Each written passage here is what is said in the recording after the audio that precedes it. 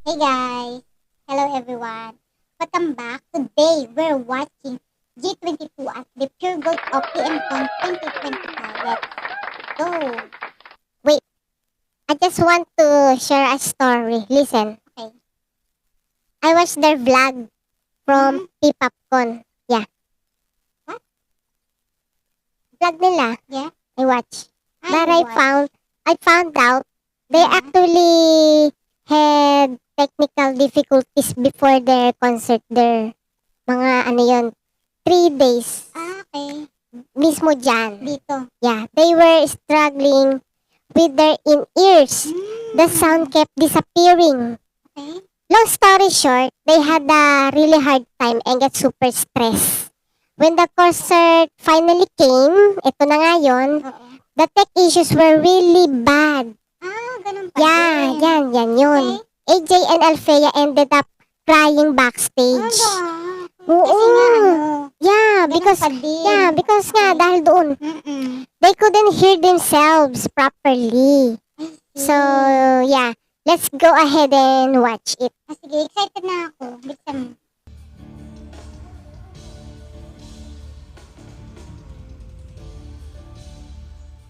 Mahirap din kasi kumanta kapag live. Nakita mo si Alfea? Yes. Yung in-ear, tinuturo niya yung tenga niya. Okay, tinuturo pala niya. As in, no music sa in-ear.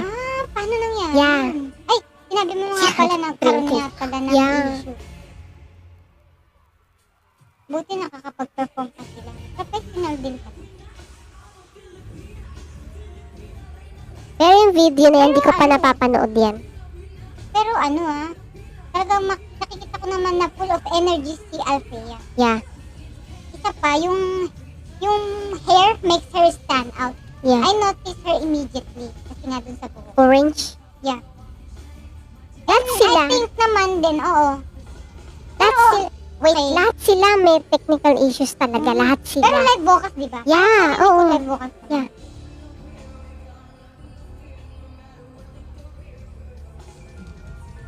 Full of energy naman sila tatlo. Yes. Sabay-sabay din naman.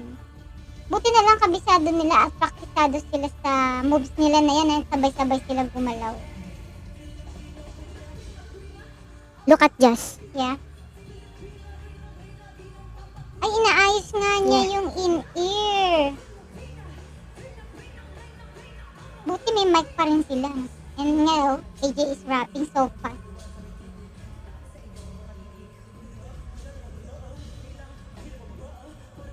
Grabe, ang hirap pag-perform ng ganyan. Parang ramdam ko sila talaga na nahihirapan.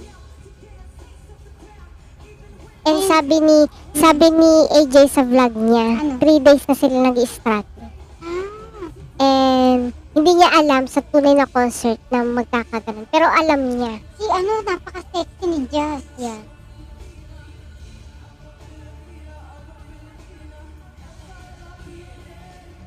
She looks so sexy and confident. Pero lahat naman sila.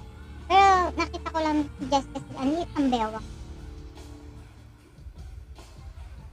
Pero makita mo dito, they have such a powerful first presence on stage. Diba? Kahit na problema sila sa stage.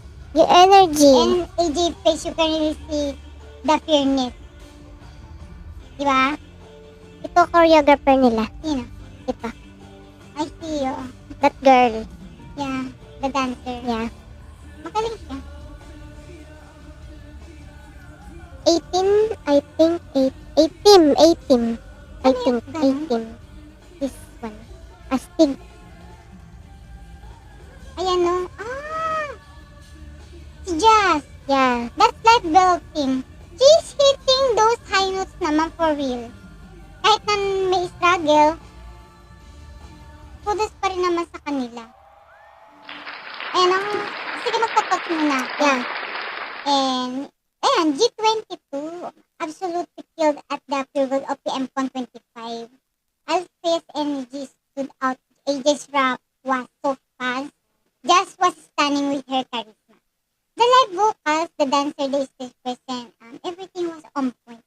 This performance talaga, proves G22 are truly the female alphas of K-pop. Ayan, let me know your thoughts. napansin mo, yung ano, Ano, napansin ko? o hindi mo nahalata kasi magagaling sila. Hindi, nahalata ko dahil sinabi mo. Pero mahahalata ko din naman siya kasi medyo kanina, ano ba, paano ko ba sasabihin? Nahalata ko naman siya, pero Dahil sa hinahawakan nila yung ano oo, nila. pero para sa akin naman, kahit na magkaroon ng technical issues dyan, alam ko naman magaling ang G22. Nasa ano na lang talaga yan, nasa technician na lang ng ano talaga. Wala namang sinisisi. Wala naman, Kasi wala namang may gusto nun. Yeah. Yeah. Wait lang, may Kaya ingay para sa akin, background. magaling sila. Magaling sila para sa akin. Kasi gusto ko naman talaga sila. Yeah. This is what I can say. Even though they had problems, they still gave their best. I can really see how badass they were here. It's like you wouldn't even think na may issues sa music nila. Their live vocals were amazing and their dancing was so cool. I can see na they really serious about what they do. That's why even a 100 rating isn't enough.